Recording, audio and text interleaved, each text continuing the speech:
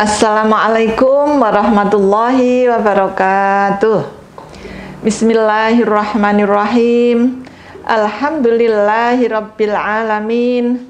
Alhamdulillahilladzi ja'ala syahra ramadhana syahran 'aziman wa mubarakan wa ja'ala fihi shiyamahu faridatan wa qiyamahu tatawwu'an. Assalatu wassalamu ala Muhammadin nabiyya wa rasulan wa ala alihi wa ashabihi wal muslimina wal muslimati jami'an. Sahabat Aisyah yang kami muliakan rahimakumullah, di bulan Ramadan ini kami haturkan marhaban ya Ramadan. Selamat menunaikan ibadah Ramadan. Mudah-mudahan kita dapat menemukan kebahagiaan sejati lewat ibadah kita di bulan Ramadan. Ada satu pertanyaan, perempuan itu fitrahnya, salah satu fitrah perempuan adalah haid.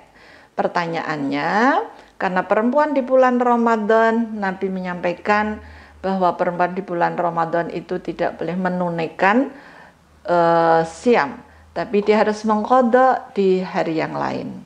Hal ini bukan berarti bahwa perempuan itu kotor ketika dia sedang mengalami haid. Allah Subhanahu wa taala berfirman dalam Al-Qur'an surat Al-Baqarah ayat 222 ketika ada pertanyaan dari para sahabatnya. Pertanyaannya yas'alunaka 'anil mahid, ya. Mereka bertanya tentang darah haid, ya, darah haid yang keluar dari seorang perempuan, ya, setiap bulannya. Allah berfirman, "Qul huwa adza fa'tazilun nisaa fil mahid." Ya, katakanlah bahwa darah haid itu, jadi bukan perempuannya ya, karena huwa, darah haid itu al-mahid apa? Adza. Adza itu bisa berarti satu kotor, yang kedua rasa sakit. Kotor bukan berarti perempuannya, tapi apa? Darah haidnya. Dalam biologi perempuan, maka darah haid itu sebenarnya fitrah. Karena apa? Perempuan ketika ovum, ya, setiap bulannya perempuan mengeluarkan ovum. Ketika ovum itu tidak dibuai, dia menempel di dinding rahim dan nanti setiap bulan dia akan luruh. Peluruhan ovum, ya, bersama pembuluh darah yang ada, itulah sebenarnya haid. Sehingga kotor itu karena memang sudah tidak berfungsi, ya. Yang kedua, rasa sakit. Ya, perempuan ketika haid ada yang merasa sakit, ya, bahkan ada yang sampai diinfus di rumah sakit. Nah, jadi bukan perempuannya yang kotor, ya. Tapi kenapa harus mengqadha? Ya memang ada dalilnya, ya. Ada landasan utamanya, yaitu hadis Nabi Muhammad Shallallahu Alaihi Wasallam. Ya, bukankah perempuan ketika haid itu tidak puasa dan tidak sholat? Oh iya betul Nabi, ini jawab para perempuan. Kemudian apa yang bisa dilakukan, ya, kalau nggak boleh puasa? Ya, yang biasa dilakukan oleh perempuan ketika haid masih banyak amalan-amalan sholih, ibadah juga bisa dilakukan. Bagi perempuan haid sebenarnya hanya ada 3, ya, sahabat Aisyah, yang tidak dilakukan. Pertama, sholat dan tidak perlu mengqadha. Ya, bayangkan kalau kita diminta mengqadha sholat, sulitnya bukan main, 7 kali 5, ya, 35 hari. Yang kedua adalah puasa. Tapi puasa kita diberikan mengqadha, berarti kita masih diberi kesempatan puasa, ya, tapi puasanya tidak di bulan Ramadan.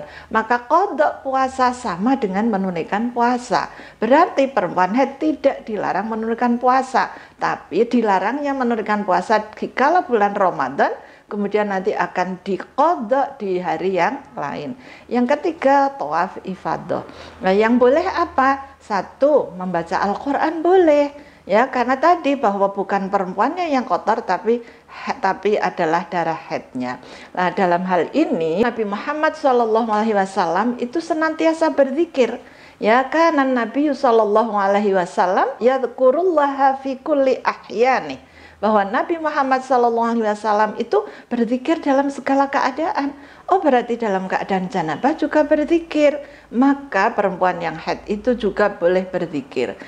Zikir yang paling afdal apa? Yaitu membaca Al-Quran. Bagaimana kalau di Al-Quran surat Al-Waqiah itu menyampaikan bahwa la yamassuhu illal mutahharun. Nah, itu berarti bukan larangan, tidak menyentuhnya kecuali mereka yang disucikan. Nah, oleh karena itulah maka siapa mereka yang dimaksudkan dalam ayat itu bukan perempuan yang haid, ya, dan bukan Al-Quran mushaf yang kita baca, tapi Al-Quran yang ada di Lauh Mahfuz. Jadi kembali, satu, membaca Al-Quran boleh, yang kedua kajian-kajian, ya, berzikir itu juga boleh, tadi berzikir, ya.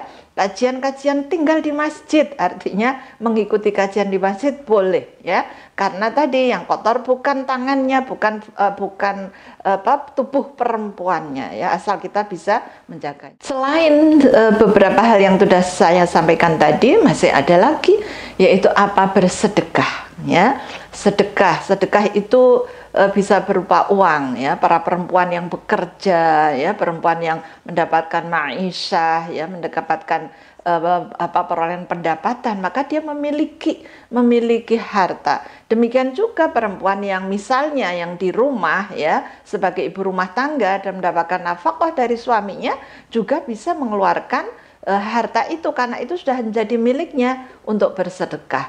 Dan sedekah yang paling afdol itu adalah sedekah di bulan Ramadan, ya, karena memang bulan Ramadan itu bulan yang penuh barokah. Allah itu sudah membuka pintu surga. Allah memberikan pahala yang sebesar-besarnya, berlipat-lipat, tidak hanya lipat 10 sampai 700, tapi berlipat-lipat, ya. Nabi Muhammad SAW setiap Ramadan itu nggak pernah berhenti bersedekah, ya, sehingga diibaratkan seperti sedekahnya itu seperti tiupan angin, ya.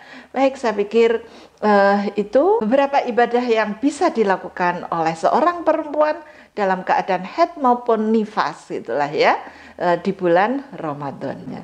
Demikian sahabat Aisyah, mudah-mudahan yang singkat ini bisa memberikan pemahaman kita semua dari tuntunan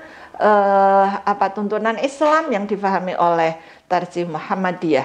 Demikian kurang lebihnya mohon maaf. Nasrun minallah wa fatun qarib wa basyiril mu'minin. Assalamualaikum warahmatullahi wabarakatuh.